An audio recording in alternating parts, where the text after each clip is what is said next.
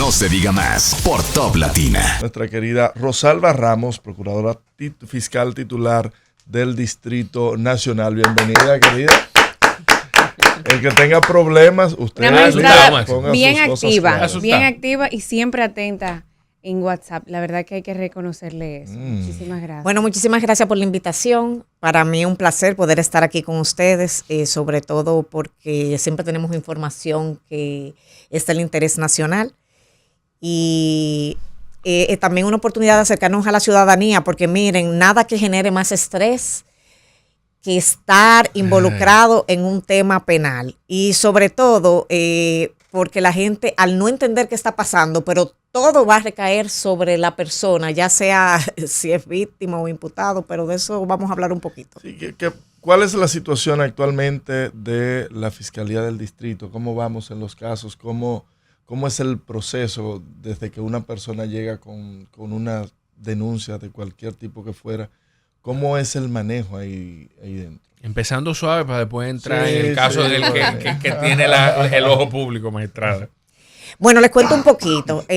Hace una semana que estábamos compartiendo con la prensa información de todo lo que había ocurrido en el año 2024 con relación a las audiencias conocidas, así como los casos ganados tanto en la etapa preliminar como en la etapa de fondo. Realmente nos ha ido muy bien. Hacíamos un recuento de que hemos celebrado más audiencias de casos de violencia de género que de cualquier otro tipo penal y que hemos ejecutado más órdenes de arresto de este tipo penal que de cualquier otro también. Y esto lo que nos enorgullece es el que se le está dando respuesta. Y que también eso ha implicado que tenemos más confianza por parte de las víctimas de que estamos conociendo más procesos. Claro, todavía tenemos muchos números, muchas cifras negras en este tipo penal, porque como ustedes saben, lamentablemente el 80% de los feminicidios que se registran en el país nunca han denunciado, lo cual nos deja a nosotros como autoridad dentro de una de no poderle dar respuesta a este 80%. Claro. Y eso que también hay que contar que la fase de prevención es más difícil en este tipo penal que en cualquier otro. Claro. Porque estamos hablando no de alguien que pasa y te lleva la cartera, sino del hombre que duerme contigo y que no necesita romper la puerta porque ya tiene el enemigo en la casa. Magistrada, en el caso de los feminicidios, había una práctica antes, yo quisiera entender si ya no se utiliza o si era así o no, en la que se le entregaba la orden de alejamiento a la víctima para que ella le entregara al agresor. Eso ya no se hace de esa manera. ¿Cuál es el mecanismo que se utiliza hoy en día, al menos desde la Fiscalía del Distrito? Y si es un mecanismo estandarizado en todo el país. Miren, si hay algo que tenemos que reconocer es que hemos buscado estandarizar el servicio que se da desde la Fiscalía a nivel de todo el país. Incluso tenemos creadas muchas unidades de violencia de género que buscan también responder a ese estándar. Aunque la respuesta en los tribunales de la República pueda ser diferente, porque cuando tú estás hablando de que somos seres humanos, lo que impartimos justicia, y aunque tengamos el mismo código, siempre hay un modo de interpretar las cosas. Entonces, ¿qué ha pasado con nosotros? Nosotros no le entregamos ni la orden de arresto ni la orden de alejamiento. Eso hace ya muchísimos años. Sí, pero se ha quedado en el imaginario. Se ha quedado lo hemos internalizado. Nosotros no compartimos las órdenes de arresto de este tipo penal con las víctimas, ni tampoco lo que tiene que ver con la orden de protección. Eso es algo de lo cual nos encargamos nosotros. Inclusive cuando tenemos denuncia en otros tipos penales, si la persona no tiene para pagar un alguacil, que a veces eso puede pasar, nosotros tenemos muy buena comunicación con las entidades comunitarias, con la Junta de Vecinos, y ellos nos apoyan para que cuando estas personas en el tipo penal que no es violencia de género, quiero aclarar, sino otro tipo de conflicto entre vecinos, van a la Junta de Vecinos, donde el presidente, y él se encarga de de que le haga llegar la cita a la contraparte. Okay. En los casos que no es violencia de género, porque no quiero que después me digan que el culpable fue el presidente de la Junta de Vecinos. Nosotros, entonces, básicamente, con el tipo penal de violencia, siempre ha existido una preocupación. Nosotros tenemos mucho apoyo del Ministerio de la Mujer con lo que tiene que ver con las casas de acogida. Pero ahí también tenemos otro problema, que a veces las mujeres no quieren irse allá porque ustedes saben lo que implica. Los hijos, dejar de llevar a los niños al colegio. Y muchas veces, lamentablemente, ellas no se sienten en peligro, a pesar de estarlo. Claro. Miren cómo yo veo. Eso tendrá que ver con ese mismo ciclo de violencia, de que ya es algo que ha pasado tanto, que bueno, o sea, ya me amenazó, ya me pegó, ya me insultó.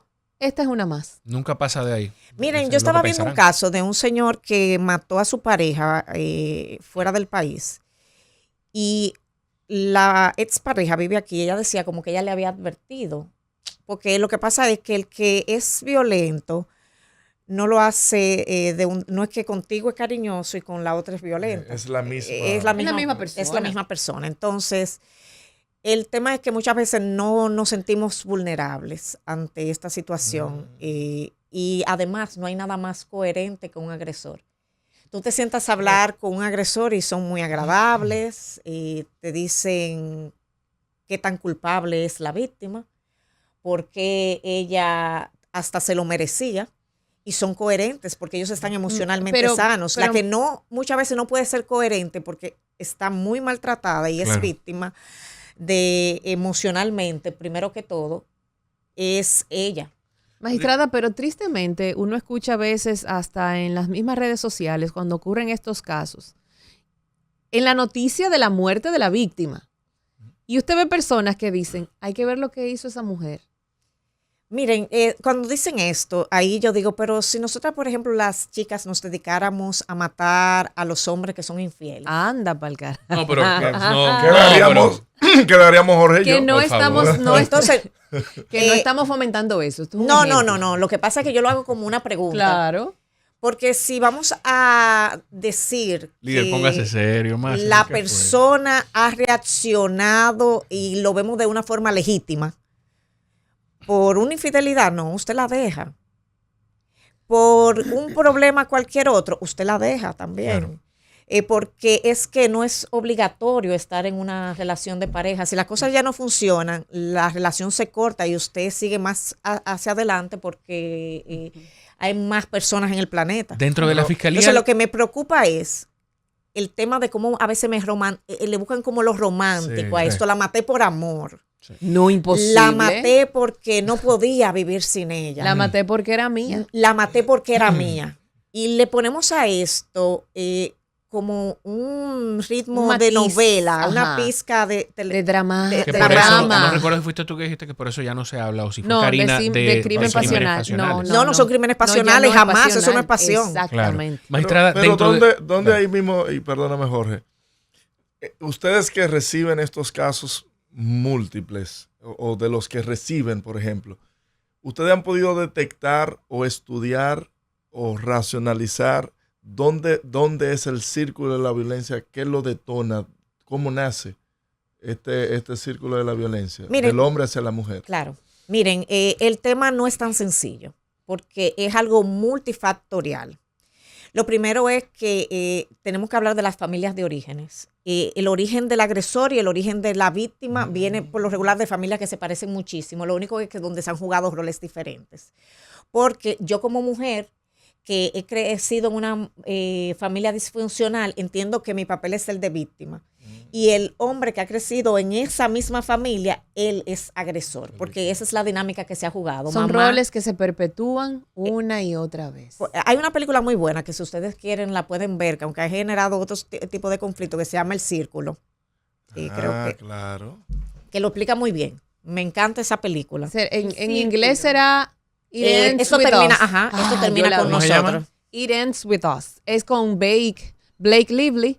No recuerdo el actor, pero hay una situación con ellos. Pero la película es Sí. muy clara con ese tema. Entonces muy tú clara. creces y tú tienes un tipo de lealtad hacia esa familia en la que tú creciste y además tú entras en una dinámica en la cual tú encajas perfectamente con un agresor porque eso fue lo que tú viste y entonces es también lo que la familia sin querer cuando ya ese hombre te agrede te dice no, piénsalo por la familia, dale una oportunidad por los niños, incluso tú misma cuestionas lo que está sucediendo dentro del círculo de la violencia, porque tú ves las cosas desde la óptica de que también tú tienes un tipo de responsabilidad. Claro. ¿Para qué? Para no verte compelido, no verte en la necesidad de terminar la relación. Entonces, incluso hasta como tú recuerdas los eventos, se ve distorsionado dentro de esto. Entonces, ¿qué pasa? El hombre que es agresor destruye primero tu autoestima. El hombre no te pone un dedo hasta que tú estás lista para eso. Primero te destruye emocionalmente, mentalmente, y luego de que ya ese proceso se ha completado es que viene la violencia física. Claro. Entonces, por esto, ya la mujer no está en la capacidad de responder emocionalmente. Ni de denunciar generalmente porque ella entiende que se lo ganó. No, exacto, y lo puede denunciar, pero luego se arrepiente. Se trabaja la mente de la víctima. Exacto. Una cosa, magistrada, ¿qué preparación reciben las personas que están dentro de la fiscalía cuando reciben para recibir estas Para manejar denuncias? esos casos. Y, o sea, si están preparadas para manejar en términos hasta psicológicos a las víctimas. Les cuento un poco de eso. Nosotros tenemos una unidad que es muy reconocida porque le dicen la unidad de las Rómulo. Sí. Que es donde nosotros recibimos todos los casos de violencia, tanto de violencia de género, también como lo que tiene que ver con abuso sexual. Pero además, Van ligadas. a Maestrada. veces, porque lo que pasa es, vamos a entrar en ese tema. Déjame terminar esta Sí, parte sí. para poderte explicar un poquito sobre eso. Entonces, en las fiscalías comunitarias contamos también con fiscales especialistas en violencia de género que reciben estas denuncias. Es decir, si, por ejemplo, yo estoy en Capotillo y no quiero ir a la unidad porque me queda muy lejos, nosotros le damos la facilidad de que vaya a Capotillo, ponga la denuncia y ahí tenemos un psicólogo o una psicóloga que le va a recibir para evaluarla y tenemos también médico legista para que si existe violencia física podamos documentar todo esto. Que si estamos especializados, sí. Eso implica una sensibilización, porque no es lo mismo trabajar los casos de violencia de género que otro tipo penal, sobre todo porque nos enfrentamos al hecho de que la víctima se arrepiente.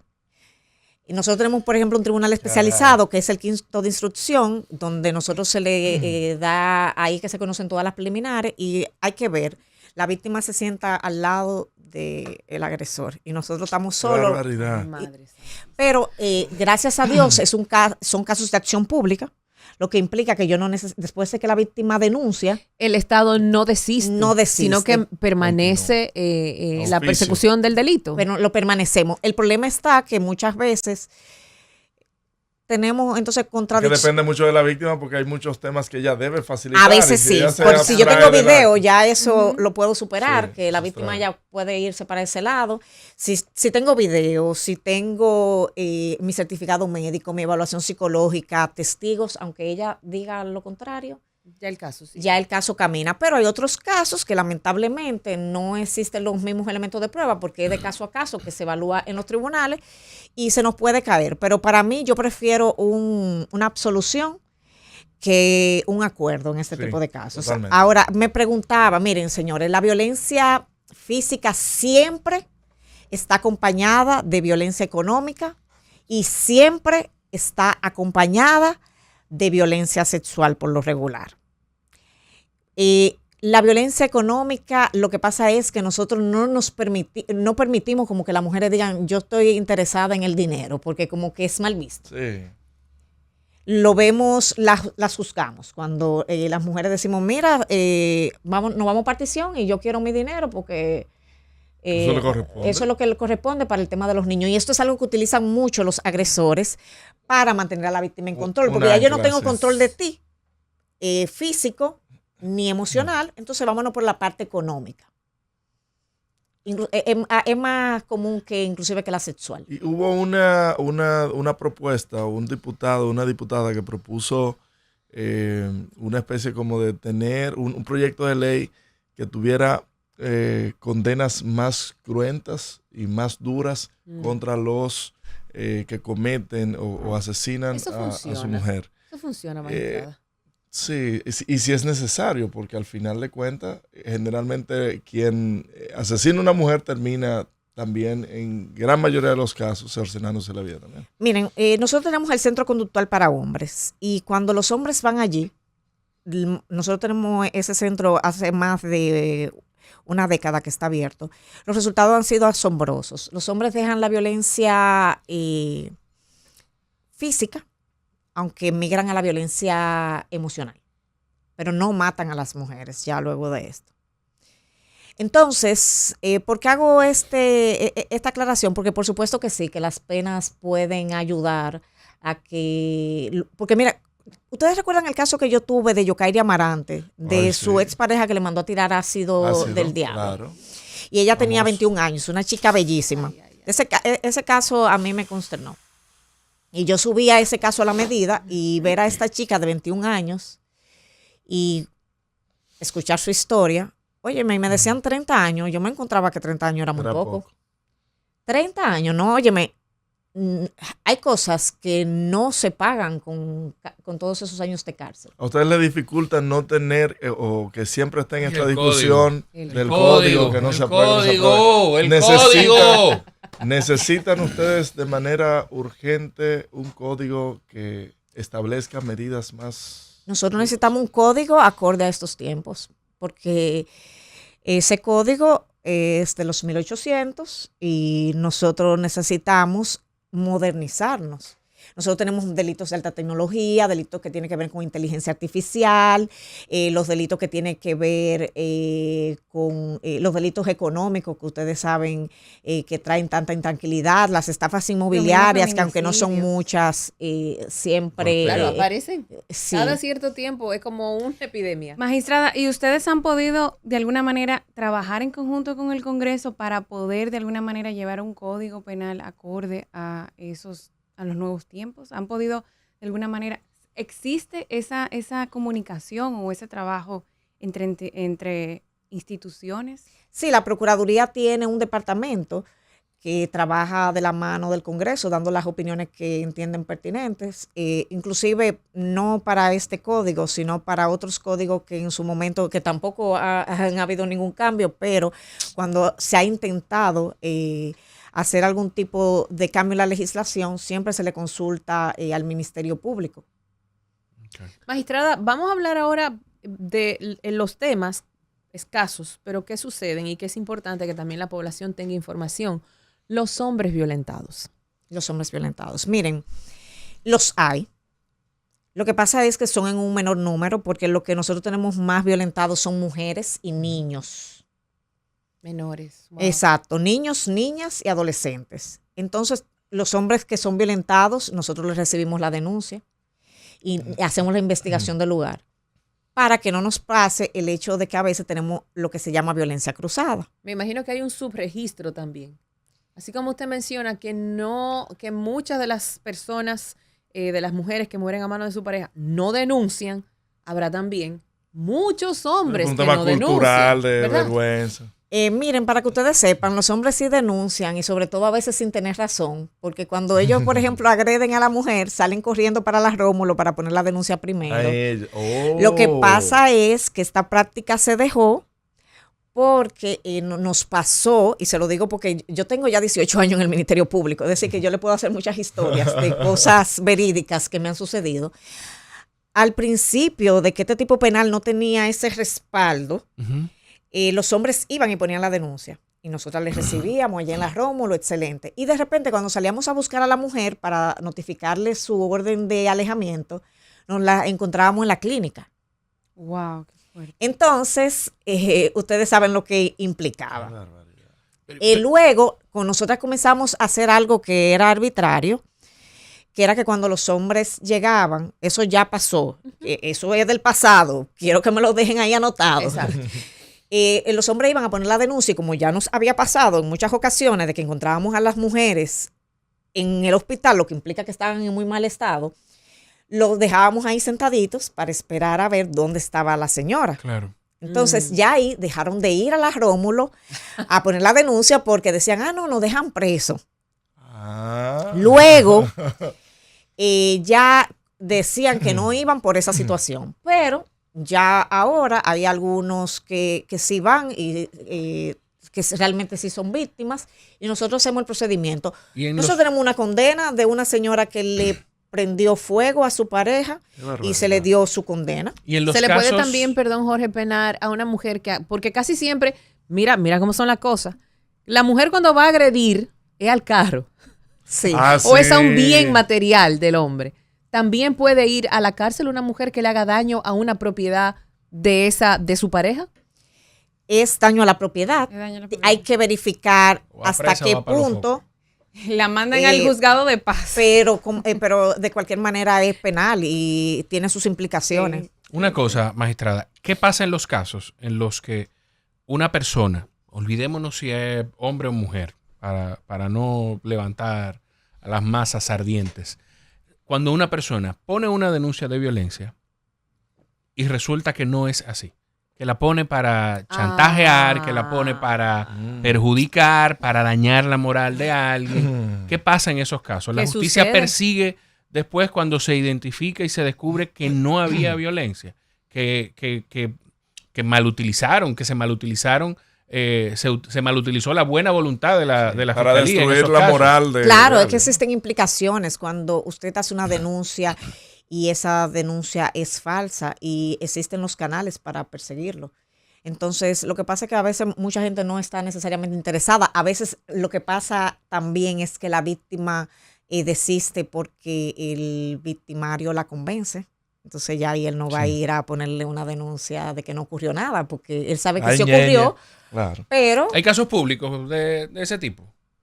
sí, pero ahora mismo no tengo como todos los detalles como para podértelos dar, porque nosotros lo que sí hacemos es que solicitamos, cuando ha pasado esto, que el mismo tribunal lo condene al testigo que ha prestado un falso testimonio, y claro que eso se persigue. Lo que pasa es que no es muy común. Magistrado, ¿usted ha sido alguna vez amenazada por algún caso en específico? ¿Se ha sentido que pudiera compartir una experiencia? O sea, mayormente llevar estos casos hay que tener mucha valentía, porque hay cosas que no se ventilan en los medios. Miren, sí, sobre todo cuando ya como fiscal titular, en Santo Domingo Este tuve una experiencia porque me tocó someter al departamento de robo completo de esa jurisdicción. Wow. Nosotros estábamos en un reto que era el reto de los 100 días. Una red. Y estábamos trabajando los tipos penales de robo y violencia de género. Espérese, porque eso se dice fácil y rápido. Yo no sé si la gente entendió. En Santo Domingo Oeste, usted tuvo como fiscal titular que someter al departamento de robos de esa jurisdicción. Ajá. Ay, Dios o sea, mío. La autoridad tuvo que someter a la autoridad. Sí. Perdóneme. Adelante, magistrado. Y fue un momento difícil porque someter a policías, ustedes saben lo que implica. Esto trajo como consecuencia que ellos estaban muy molestos y comenzaron a amenazarme. Yo, para serle honesta, como tengo tanto tiempo en esto, como que lamentablemente o gracias a Dios, no es algo que me preocupe mucho. Y bueno, pero después tuvimos que tomar medidas. ¿Se anda con seguridad? Sí. Entonces, sí, es propio del cargo. Sí, es propio del cargo. Entonces, luego de eso vino otro caso en el distrito donde también comencé a recibir amenazas. Ya ahí sí me preocupé un poco porque como tengo niños, ya ahí como que cuando uno es mamá todo cambia. Sí, ya ahí sí me importó. Ay, sí, claro. Pero gracias a Dios las cosas se solucionaron, se aclararon. ¿Y las conversaciones en casa cómo son? Porque su esposo recibe lo que le llamamos aquí la May de Play. Lo amenazan, pero son amenazas que tienen que ver con la naturaleza del trabajo de Audo, que es el gerente general de los Tigres del Licey. Pero, ¿cómo son esas conversaciones en casa, lo que pueda compartir? Bueno, mi esposo me ha apoyado siempre muchísimo. Yo le agradezco mucho el hecho de que él ha sido como esa columna, porque yo he vivido momentos muy difíciles. Ustedes, bueno, el que ha visto mi trayectoria sabe que hace varios años no era la misma historia de la que yo puedo presentar hoy. Hoy ya yo tengo muchas victorias que puedo mostrar. Yo tuve procesos importantes dentro de mi carrera donde hasta pensé en dejar esto, porque cualquiera no es fácil y sobre todo... El jefe en contra es complejo. Es complejo. Entonces, él fue mi apoyo para yo poder publicar un libro de mi autoría, que es el libro del levantamiento del velo corporativo en los delitos económicos. Publicó un libro en medio de una crisis personal, no es fácil. Yo tenía nosotros tenemos 2 bebés pequeños, entonces también yo tuve lo que es depresión postparto. No se lo deseo a nadie. Entonces, como depresión postparto, una persecución interna dentro del Ministerio Público. También estaba ahí digitando. Mucha difamación en ese momento. En ese momento. Una cacería de brujas. Entonces, pero él ha sido mi apoyo. Él me entiende porque él en su momento también ha tenido una carrera muy exitosa en lo que tiene que ver. Él es abogado. Y es un abogado. Al Escogido le fue muy bien. No, él es liceísta. Lamentablemente. Ese es el único defecto que y de los gerentes generales y dirigentes más exitosos que ha tenido el béisbol. Rosalba, Miriam Germán Brito, que representó estos años que ella estuvo en la Procuraduría General de la República, en tu trabajo y esa relación, esa vinculación que tuvieron. No, tuvimos una buena relación. Al principio sí hubieron las dificultades propias de cuando se inicia una relación laboral. Sí, incluso ya después la magistrada Miriam tuve el honor de que presidiera la puesta en circulación de mi libro aquí en República Dominicana, porque primero lo puse en circulación en Colombia. Me disculpan, ¿oyeron? Si somos referentes, somos referentes. Entonces, pero realmente incluso ahora la magistrada recibió un reconocimiento que se lo otorgó el Tribunal Constitucional y yo le escribí un mensaje diciéndole que lamenté no haber podido estar ahí porque coincidía con la reunión que tenemos los lunes en la Policía Nacional con el presidente de la República. Pero realmente creo que muy merecido el reconocimiento que le dieron. ¿Y las expectativas entonces ahora con Ginny Berenice a la cabeza del Ministerio Público? Yo espero que como la magistrada conoce la realidad del Ministerio Público, como fue fiscal titular también del distrito, que entonces esto se traduzca a que nuestras necesidades, el mayor número sea cubierta, porque sabemos que no siempre se puede cubrir el 100% de las necesidades de ningún lado. Es imposible. Es imposible. Humanamente imposible. Pero que ya dado que es ya un poco más fácil, porque no hay que explicarle cuál es nuestra situación, inclusive la magistrada también conoce al equipo de fiscales, porque ustedes saben que nosotros somos de carrera, es decir, que no viene, que hay un nuevo fiscal y que hay un cambio del personal. Entonces, la magistrada prometió el sistema de jubilación del Ministerio Público, el cual anhelamos porque no lo tenemos. No tenemos. ¿No existe jubilación para ningún integrante del Ministerio Público? No. Bueno, ¿y qué sucede cuando se termina? Caramba, o sea, son de las realidades que la ciudadanía Pero yo me acabo de enterar y, o sea, yo me quedo como sorprendida porque ¿qué pasa cuando llega tu edad de retirarte? Que tú tienes nada. Una mano adelante. Los serios no tienen seguir nada. esperando.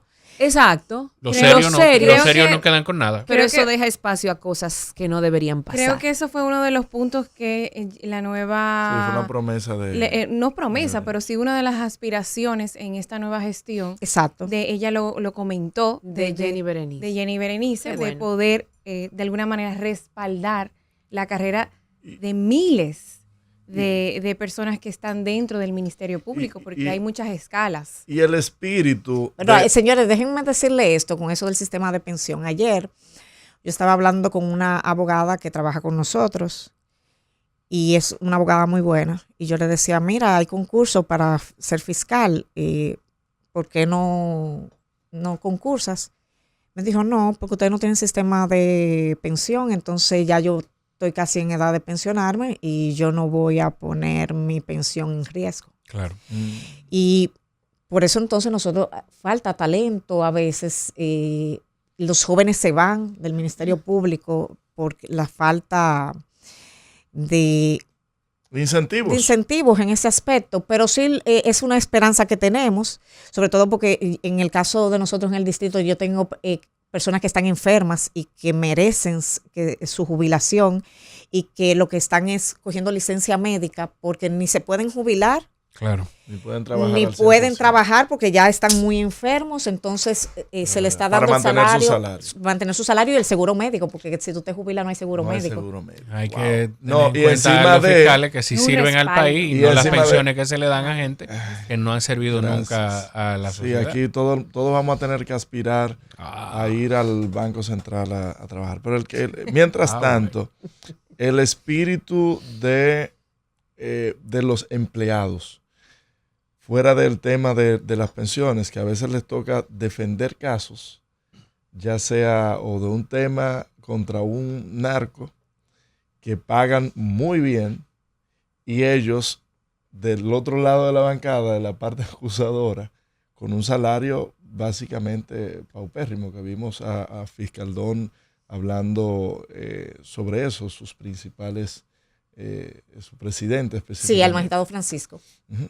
¿Cómo se puede mejorar un poco esto de que nuestros actores en pos de la justicia puedan tener mejores incentivos para trabajar mejor y tener un mejor ánimo? Miren, ese es un reto que no me corresponde a mí asumir, lamentablemente, por el momento. Sin embargo, yo creo que tenemos expectativa de que esto se solucione en esta gestión. Y también yo quiero decir que los fiscales que conozco tienen mucha pasión por su trabajo y a pesar de no tener tal vez las condiciones que soñamos, me encanta ver con la pasión con la cual trabajan. Hay veces, si ustedes ven a algunos fiscales peleando en esos tribunales, ustedes dirían, no, le están pagando por detrás. Porque ponen pasión, ponen entusiasmo, mucho amor en lo que hacen y eso yo lo respeto. Miren, nosotros ganamos más del 86% de los casos que tenemos en juicio de fondo. Es mucho. Claro, y eso que no estamos ganando más porque tenemos el tema de violencia de género, que ustedes saben que ahí perdemos muchos casos. Claro. Y en lo que tiene que ver con autos de apertura a juicio, son más del 95%. Que logramos autos de apertura a juicio o acuerdos con los imputados donde ya ellos salen con una condena. Magistrada, antes de irnos, porque ya lamentablemente se nos está acabando el tiempo del programa, pero yo no quisiera que termináramos el programa sin hablar de un caso que usted está llevando, que es el de la supuesta doctora Carla María Moya. ¿En qué está ese caso? ¿Cómo va? ¿Y cuál es la expectativa? Les cuento, ese caso nosotros tuvimos una absolución. Estamos hablando del caso de la supuesta cirujana estética. Sí, la supuesta cirujana estética. La señora le fue bien en la primera instancia y obtuvo una absolución. Yo me senté y creé un equipo para que apeláramos, para buscar otra salida a este caso. Logramos en la corte que se decidiera que vamos a tener un nuevo juicio. Y en este nuevo juicio tenemos todas las expectativas puestas en que vamos a lograr una condena. Ustedes pueden estar seguros de eso, con Dios. Magistrada, finalmente, porque ya estamos al corte, nos gustaría saber qué piensa usted sobre la política de acuerdos con los implicados y las prisiones preventivas y el tema de que los casos de corrupción se están cayendo. Miren, yo estoy de acuerdo, valga la redundancia, con los acuerdos que conllevan condena. En todos los países desarrollados, para tú poder perseguir los casos realmente importantes, aquellos otros que no son tan relevantes, droga, que es algo muy común. Claro, cuando no estamos hablando de narcotráfico internacional, Claro. Lo que estamos hablando de distribuidores, microtráfico. usted puede hacer un acuerdo. Pero parecería y los acuerdos son condenas. Lo que parecería pasa, como que se exculpa de alguna manera al que está haciendo el acuerdo para castigar a otra parte. miren, no tenemos la capacidad de someter a todos los implicados de un caso. Y esa es una realidad. Entonces se escogen las personas que tienen más responsabilidad. ¿Y por qué se instrumentan los casos así entonces? ¿Por qué se instrumentan? Los casos con una X cantidad de personas que es insostenible, ni siquiera para una sala poder. Bueno, yo puedo hablar por los que yo instrumento. Los casos que yo instrumento, si nosotros tenemos 40 imputados, primero tú te sientas y analizas de cuáles tú puedes obtener condena y cuáles son los que tienen mayor participación dentro de las instituciones. Entonces, yo quiero tumbar la cabeza, no me interesa las ramas. Entonces, si yo tengo una de las ramas que quiere negociar, es factible. Y sobre todo cuando él está poniendo en peligro su vida porque está testificando contra una persona que tiene mayores posibilidades económicas y que tiene a veces mucho poder dentro de una red que tiene que ver con criminalidad organizada. Entonces ya ese riesgo de por sí lo paga. Y nadie hace algo a cambio de nada. Si esa persona me va a suministrar información valiosa, a cambio yo tengo que flexibilizar mi solicitud de que tenga una pena suspendida, que como quieres una pena, como quieres una sanción. Entonces, si yo logro tumbar una estructura, las cabezas, ya yo sé que aunque eventualmente ellos van a buscar a quien sustituya esas cabezas por un tiempo, yo voy a tener la criminalidad un poco controlada dentro de ese esquema. Y eso es parte. Nosotros perseguimos, pero tenemos limitaciones. Y por eso tenemos que estratégicamente decidir a quiénes vamos a someter y a quiénes no. Magistrada, el tema de los casos de corrupción que se están cayendo. Vimos hace unos días cómo la defensa de Adán Cáceres pedía que se desistiera del caso por temas técnicos. Hay un problema que tenemos ahora, que fue que el Tribunal Constitucional declaró la inconstitucionalidad de la Ley 1015, que eso nos daba un tiempo extra en lo que tenía que ver con los casos complejos. Que se abusó mucho de eso. Entonces, ahora habrá que ver la interpretación que van a tener los tribunales con relación al tiempo máximo de duración del proceso y cómo eso va a afectar los casos que, dada su naturaleza, necesitan mucho más tiempo para tener una respuesta. Primero porque te tomas más tiempo en la investigación, porque son más los implicados, es mucho el papeleo. Por otro lado, al tener más documentación, cuando vas al tribunal, se amerita de más tiempo para conocerse del proceso y eso en muchos casos nos afecta. Gracias a Dios que la Fiscalía del Distrito, ahora mismo nosotros en lo que tenemos más del 86% de los casos ganados, de los casos que a nosotros nos corresponden, y también que nosotros tenemos menos de 500 presos preventivos en todo lo que tiene que ver con la población carcelaria. Muchísimas gracias, Rosalba Ramos, por compartir todas estas informaciones con nosotros. No se diga más por Top Latina.